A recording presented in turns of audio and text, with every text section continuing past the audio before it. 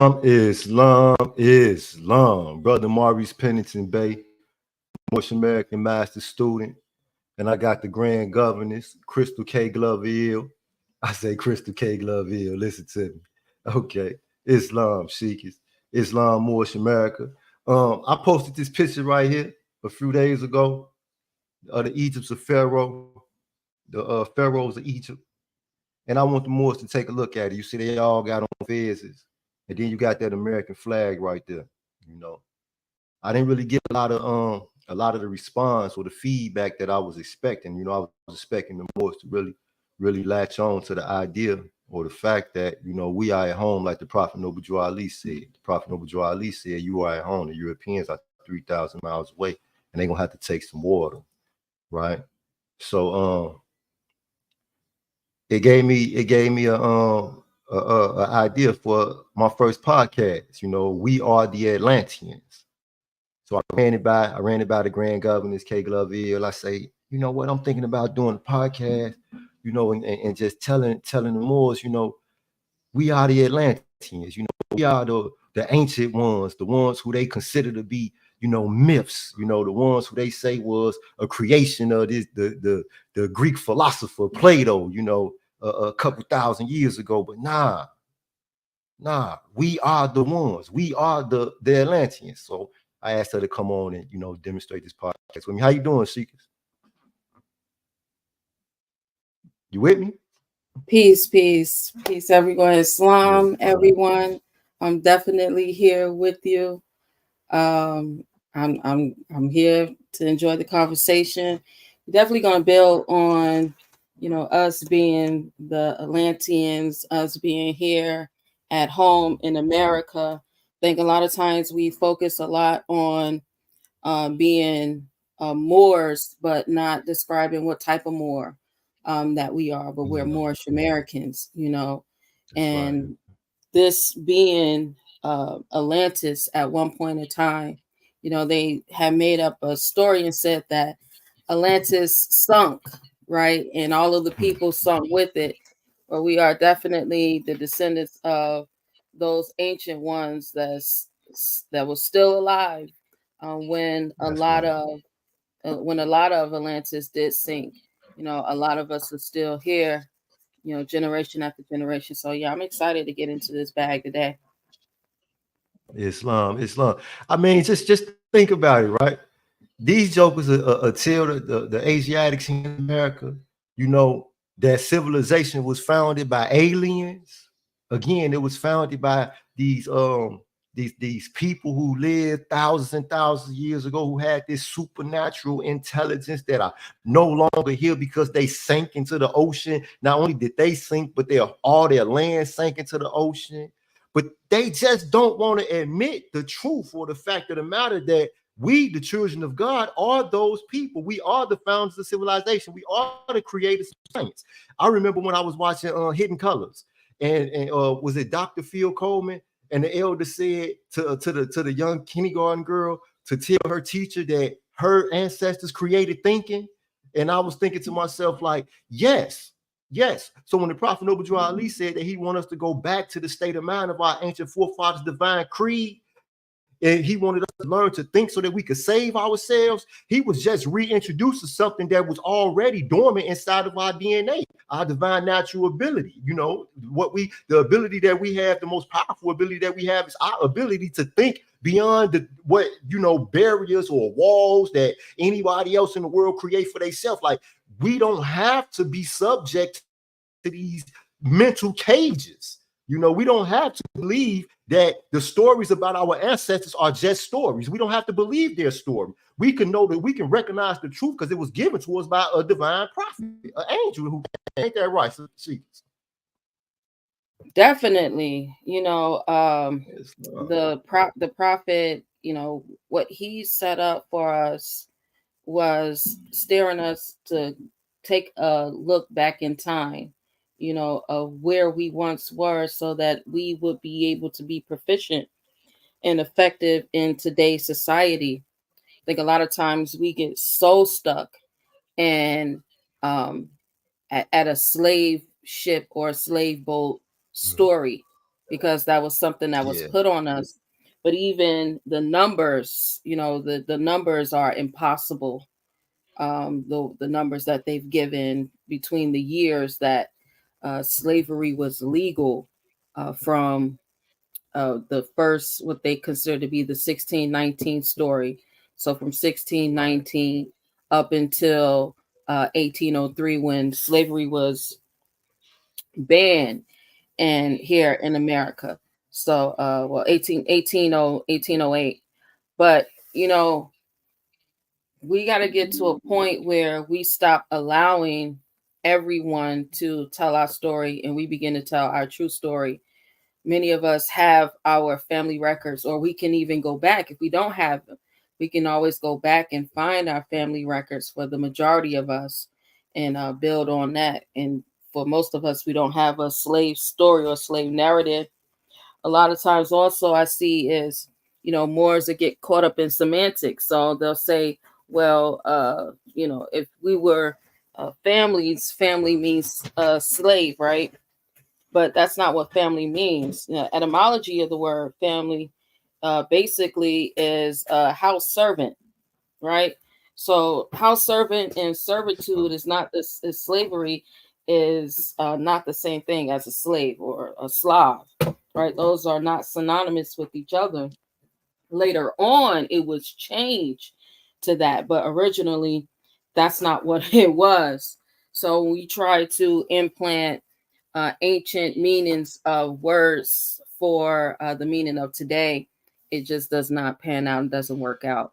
So yeah, we definitely need to tell our story and stop allowing these people who've given us a story to tell for the last 40, 50 years now, with the whole um, slave boat depiction that many of us saw, or if we didn't see it, we was told about the story roots. Yeah. And the crazy thing about it is, everybody in the world know that, that the majority of that story was just straight fiction. That Alex Haley just, created this story about, Kunta Kinte and the entire slave narrative. And I'm a psychologist. I study psychology. And I do it because I love people and I want to help them and I want to heal some of the mental illness. Okay, so when I was in prison, I used to ask brothers all the time, when they was on their way home, I would say to them, I say, hey, what you gonna do when you get out? And this was like one of the answers that you hear the most was, well, man, I'm gonna get a job and try to stay out the way and try not to come back to prison. And the try not to come back to prison idea I discovered was them already leaving one foot in the prison. Because if you're free, then why are you even thinking about being back in prison? And it's the same thing that happens with the Asiatics here in America. Like as long as this slave narrative, this negative propaganda keeps on getting pushed on us and we keep on accepting it, then we always have one foot back in slavery. So when the Prophet Noble Joe Ali said that it's mental slavery that you have now, this is what he was talking about, because we're not going to say that slavery did not exist, that it did not happen. It is to that degree that it did happen that has been so exaggerated that nowadays, most people, like you pointed out, believe that all of our families, that they were all slaves. We forget that Christopher Columbus wrote that as soon as he first came to America, he encountered our ancestors, and that our ancestors was not allowing for his ships to land. He had to find somewhere where it was safe for him to port, because our ancestors knew better, and we knew better because we had been here since the inception of the European, and we already knew what the European was about, and we was not inviting them into our home, the Americas. Right here in the United States of America, we discovered the most fertile soil on earth. I remember before I even knew to what degree and to what importance, our connection was to this particular land. When I was just a new Moor, I was reading Ivan Van Sertima's They Came Before Columbus. And in that book, he talks about the baobab tree seed, right? Okay, well, we know that in Mali, each village, they had a baobab tree outside of the village, and that when people would visit, they stop by the tree and wait, and somebody would come out and meet them and then invite them into the village. But recognizing these trees would make you know that, hey, it's a village nearby. And well, the baobab seed, it doesn't grow outside of Africa. All right. It will not take root. It will not take root. But right here in South America, it grows fine. It grows fine. So what we discover is that it had been the soil from here that our ancestors took to there, not the other way around. I did some research earlier today, and all the databases is going to try to insist that life came out of Africa and went to all of the other parts of the world. And the whole psychology or the politicization of history now becomes, these people want us to believe that this place that they have taken complete control of and taken from the original inhabitants is our lost home. They keep on trying to give us these lost homes that we can find in books that they write. All right, the lost homes that we can find in books that they write, because they do not want us to ever realize the truth about ourselves. And when I say realize, I don't mean come consciously aware of. I mean realize, bringing that truth about ourselves back out again. Okay, they don't want to have to face the ones who they write about who have supernatural intellect. They don't want to have to face the ones who they write about whose technology thousands and thousands and maybe even millions of years ago would rival the technology of the day, according to what they say. Now, me personally, now when you start talking about technology, I'm not going to get into that type of spookism to believe that, you know, thousands and thousands of years ago they had superior technology to what we have today. But when you talk about the mental mind state and the scientific thinking along what line created the technology of the day, then I know the origin of that, you know. So yeah, so we just here today, man, to combat, you know, this doggone crap about, you know, us, you know, our history beginning with the transatlantic slave trade, and about our entire, you know, ethnic group, so-called, being just taking slavery by, you know, another group of people, and just, you know, not see, you know, what happened to us one day, what's going on in Palestine, you know, whereas ones have just absolutely taken over these people's you know, birthright and claimed it for themselves, and now they over there just, you know, committing absolute genocide, just killing these people, men, women, and children. You know, we don't want to ever see that happen to the Moors of America, and we're not going to allow for it to happen. We are the vanguards of humanity, you and I and others, and, you know, we're going to make sure that it don't happen to our people. So let's break down the truth about Atlantis. I know you got all type of historical references and, you know, facts and stuff to align with what we demonstrating today. So bring it on. Let's go. Yeah, gratitude. I wanted to bring my, I don't know what's going on with my camera, but I didn't want to leave out, so I'm just gonna rock it out. I still can share my screen though. But real quickly, to just veggie back off you know, you talking about the tree, right? So even if we go back to the book title America's Ancient Civilization by Hyatt and Ruth Verrill, right? They break down all of the foods, right? All of the foods that we have here in America that we took throughout the world, right? Such as you know, maize, beans, cacao, vanilla, potatoes, peppers, tomatoes, pineapples, squashes, pumpkin, and many other vegetables and fruits, right? And you can find that on page 1. You know what? I can actually bring that up. Give me one moment real quick here. You know, they make you up, they make you borrow. I don't understand that.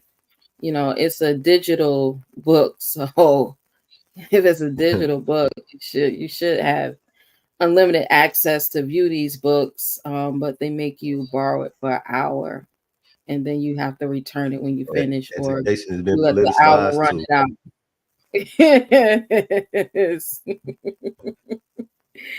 Indeed. All right, so let's see. Okay, but yeah, we are home. She say that in the chat. We are home. We are absolutely home. Definitely we home. Yeah, we definitely home. Like, Yeah, we home. yeah. All right. So you can see that. Okay, magnify to make it a little bit bigger for the people. I got it. Their eyes like mine, they can't read that. Yeah.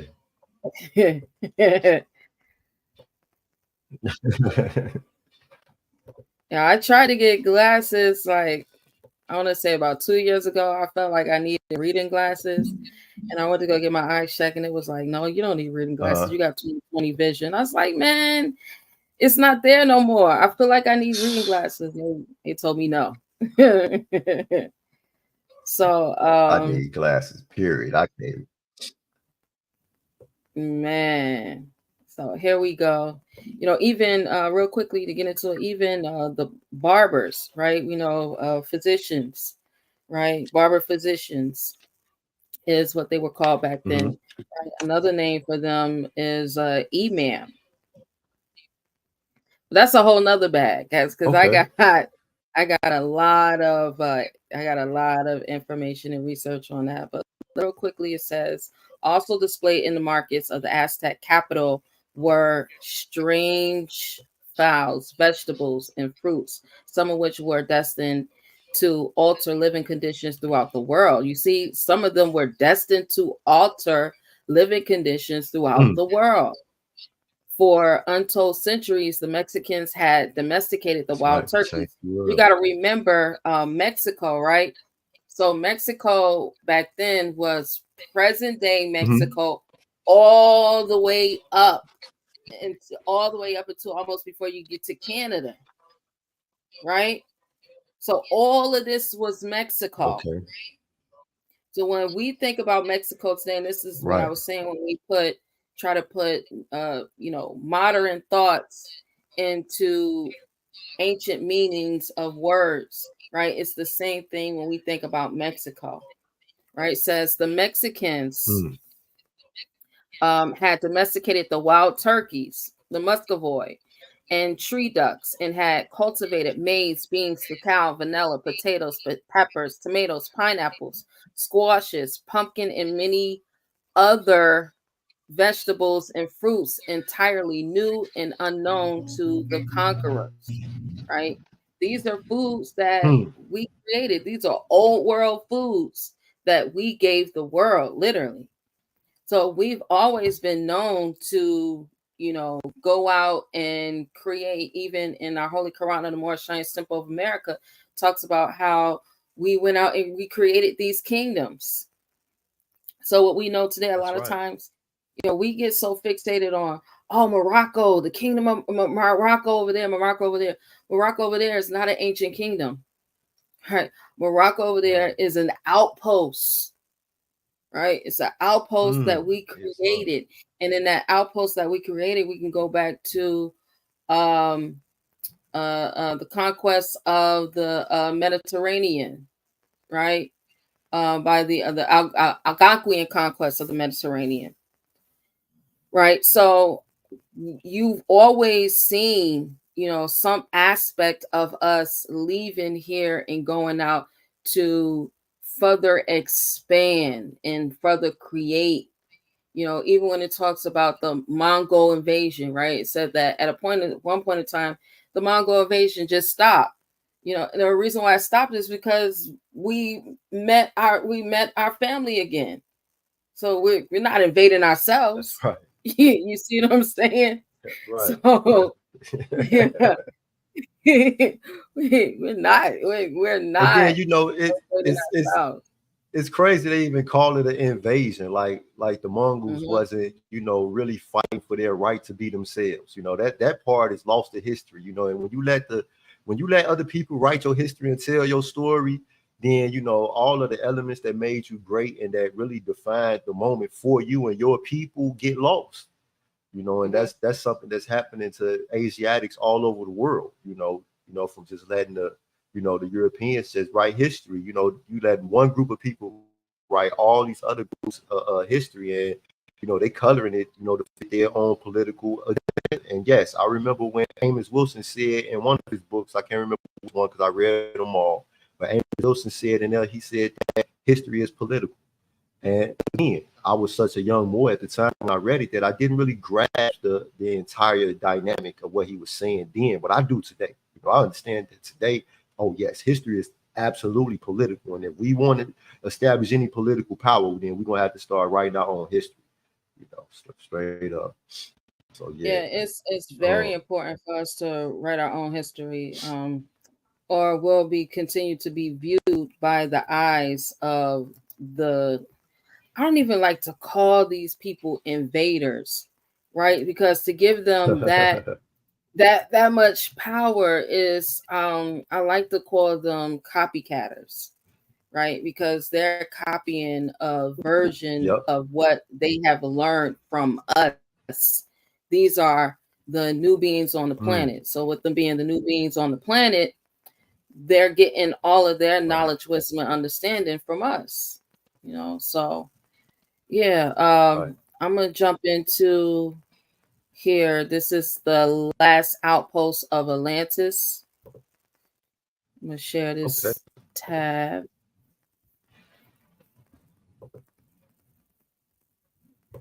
All right, this is the last outpost of Atlantis. This is Father Crespi.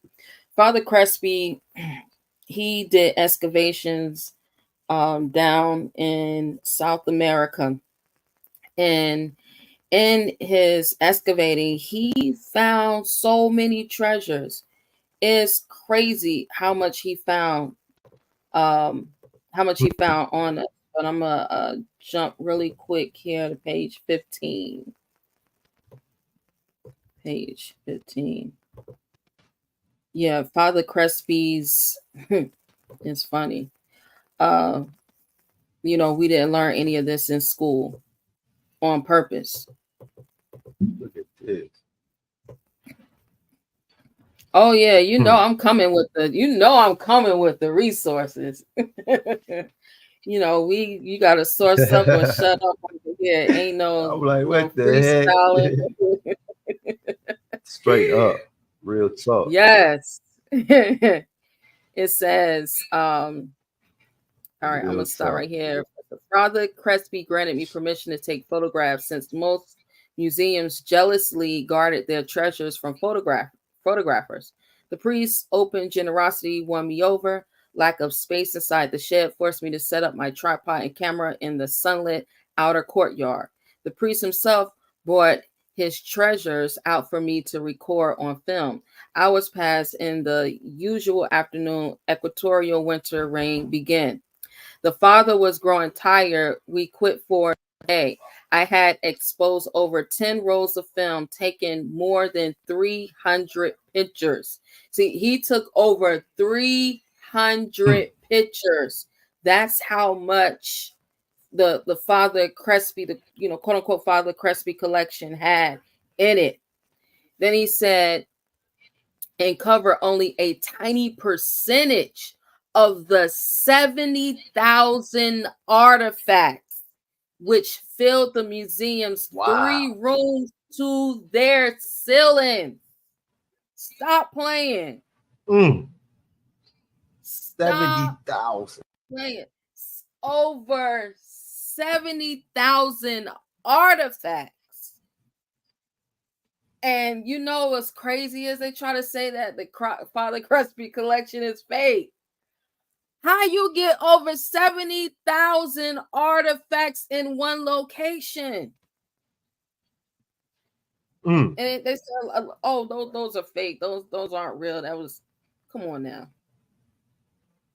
Because again, they would much rather it be fake, unreal, or some fantasy in the minds of the people who these truths belong to, because they do not want us to realize who we are. You know what? A couple Fridays ago at Holy Day service, I talked about Albert Pike, and Albert Pike, and what this 33rd and the author of the Third Degree Mason said to his constituents before they started the Civil War about, hey, if you're going to free these guys, or if you're going to take your foot off their neck, then send them up out of here, because they're going to remember who they are. They're going to remember what we took from them, and they're going to come for it. They're going to want it back. But the thing they don't realize is nothing that they can do can stop us coming forward. You know what's the saying that Sankofa, go back and fetch that. That's right. what we going. That's what we doing right now. What you say? Source up, source up. That's Yeah, right. we going back and we fetching that, and we bringing it back to the people. We gonna give it to them. Yeah, because I want to see paradigm shift. I want to see our young people start to realize who they really are and stop looking for something to be. Okay, stop looking for something to be. Stop looking for somebody to mimic. Especially stop mimicking the mimicker. You feel me? You got this individual who want to be you while you don't know what you want to be. Stop it. Right. That's right. You know, even right here in this figure 12, right, it says plaque with original mineral crust intact. Other plaques have been scrubbed by Father Crespi with abrasive scouring power. If this plaque seemingly an Egyptian princess with Etruscan features, now don't they say that the Etruscans are the Moors? Isn't the Etruscans the more? So these Etruscan features were authenticated. That means it was real. It was true. It wasn't fake. It wasn't something that, you know, was created at a later date. These were original Etruscan features. Said it would be a prize addition to any museum in the world. Man, they're gonna stop playing with our ancestors. That's right. They're gonna really stop playing with our ancestors. Hey, that's like how they did Diop. Right. No. Right. Exactly. On here it says, on the other hand, they branded a 3 by 3 foot aluminum sheet metal repus depicting the Greek goddess Athena, an obvious fake. Why? Her male consort has sperm cells carved on his thigh, and everyone knows that Greeks didn't have microscopes or aluminum, and of course they lack sophisticated sheet metal technology, right? So this is when they want to bring in the skepticism. Oh, this is not real. It's fake. It's not real. It's fake. Says, besides the Greeks, we want to talk about what's real and what's fake about this depiction. Yo, this is them trying let to me say this. If we want to talk about what's real and what's fake, but check this out though, Sheik. If we want to talk about what's real and what's fake about this depiction, let's talk about the whole idea of Athena in the first place. Let's talk about the whole idea of your Osiris's in the first place. Where did you get these ideas from? Where did you get these lessons from? Where did these teachings come from? You know, who named change in the first place? You understand what I'm saying? Because if my ancestors called it Heteru, you know what I mean? My ancestors called him Asar. My ancestors did not call them God or gods. My ancestors knew that they were only attributes and aspects of the self. Right. Okay?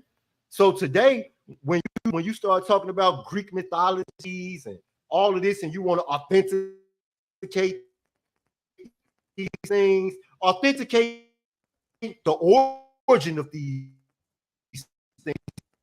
Tell the people the truth. Where did they come from? Make the world a better place if we. This is excited. I'm passionate about the truth. You know, so. Indeed.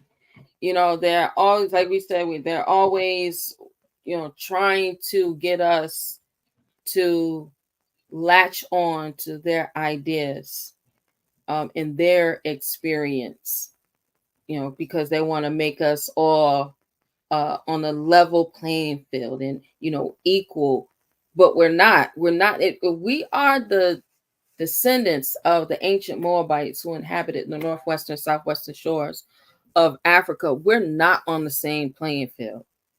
It's impossible for us to be on the same level that you are. We're talking about, you know, a difference between a parent and a child.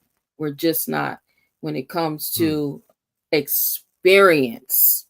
You know, when it comes to age, right? When it comes to, our ancestors being the ones who establish what we know today as, culture, what we know today as a society, right? So on here it also says besides, the Greeks never came to South America. But see, this is where we go into another, another understanding of how they playing on words again, because the Greeks really are the Creeks, known as the the Creek Indians. Now that's another bag that we'll be getting into. But yeah, the Creeks are actually the Greeks are really the Creeks. Matter of fact, the letter C and G is you'll see it in what is considered to be the Algonquian script, right? You'll see the G originally, and then you see it later on change into the letter C. So yeah, we gonna definitely get into that. But it says further, the devilish figure caressing a serpent between Athena and her male consort is too ridiculous. This is the mindset. It's the mindset of these people. Says the Greeks didn't have an Adam and Eve serpent myth at all, for all that matter. We'll examine the intriguing question of whether the Greeks and other Mediterranean peoples had microscopes and other advanced technologies in a later chapter. There's something wrong with these photographs, one of the experts told me, shaking his head in irritation. These objects simply couldn't have been found in Ecuador. Where did you get these pictures?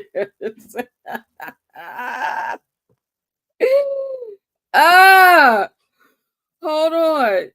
Where you get these from? Explain. It's just no, it's no way. Come on now. Hey, what was the one guy who created the Nefertiti picture, buried the sculpture of his wife and then pulled it back out the ground like he discovered it? You remember that? Man, yeah. This is what this where they get these crazy ideas from. Right. So look at figure number 14 real quick, right? It says plaque with bronze stain from object. It was buried under Arabic 5-pointed star, and giant size of bearded man are worth nothing. The American Indians have many old stories about bearded white giants. You got to remember, white during this time, white actually was synonymous with European. It didn't mean what we think white means today. So we know that the original Europeans were swarthy and tawny and copper color, right? But it is funny that it says that it is a Arabic 5-pointed star. And then you see him, he had feathers on his feathered crown. Come on, y'all. We done seen this too many times. We seen Chief Powhatan had wore a feather crown. Right? And the 5-pointed star, they named it. Feather crown. Come on now.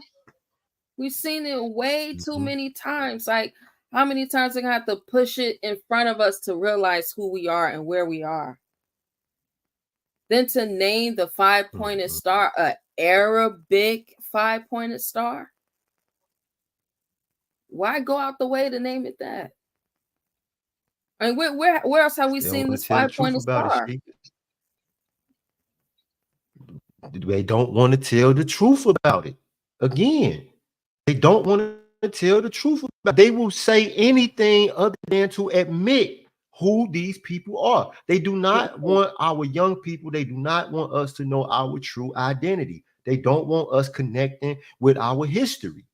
you know, and just the fact that they don't want us connecting with our history should drive people to it. It should drive people to it, you know, but they got so many other things that they have put and set distractions, other things, the carrots for us to run out and to chase after like donkeys, you know. But we gonna drive the people to the truth, you know. That's right. That's right. Lastly, and then I'm gonna yield back over to you. Right. This one right here, figure 15, right, says plaque, clean shaven Indian man holding severed head of giant from preceding picture. Reminds one of David and Goliath. David and Goliath. You can't make this up. Mm-hmm.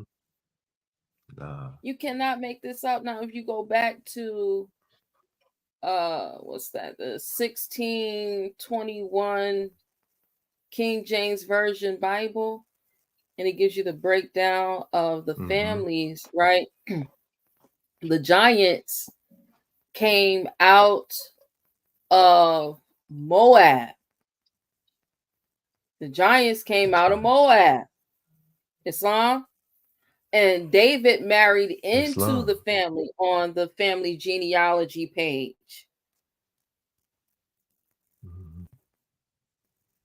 So when it says that David took the head of Goliath, he was taking over the industry that Goliath had. He took over that society that Goliath was over. So it's just more confirmation, you know, that we are home. When Prophet Noble Drew Ali stated that, you know, when the Moor said that, Prophet Noble Drew Ali said that, man, look, we definitely are home. You know, all roads lead back to here. Right? That's right. It further reads, I quite agree, I said, the Egyptians didn't colonize Latin America. Perhaps the Atlanteans did. I yield the floor back over to you. Islam. I know I can always count on the grand governess to bring the information. This is what she do. This is what we do. You know what I mean? We deliver the truth. And I just want everybody out there in Moorish America to know that you are home. It's not, you know, you are not foreigners in foreign land. You know, you are indigenous to this universe. Now, let's get even deeper, you know, because they always want us to detach ourselves away from our most ancient ancestor, who is Allah, who is God. You know, God is the most ancient ancestor to the Asiatic people. You know, the Prophet Noble Drew Ali, he asked us a question. He say, who is Allah? And the answer is, Allah is the father of the universe. So if you breathe, if you inhale, if you enjoy life, if you suffer through trials and tribulations, no matter what, know that God is your most ancient ancestor. And when you just talk, when they start talking about the Atlanteans, when they start talking about the greatness of the ancient Egyptians, when they start talking about the kingdom of summer and what they was able to accomplish as far as advancing civilization, they are only talking about events in history that took place, that was acted out by our ancestors. The prophecy, without a doubt or contradiction, you are today who your ancient forefathers were, and that is the truth.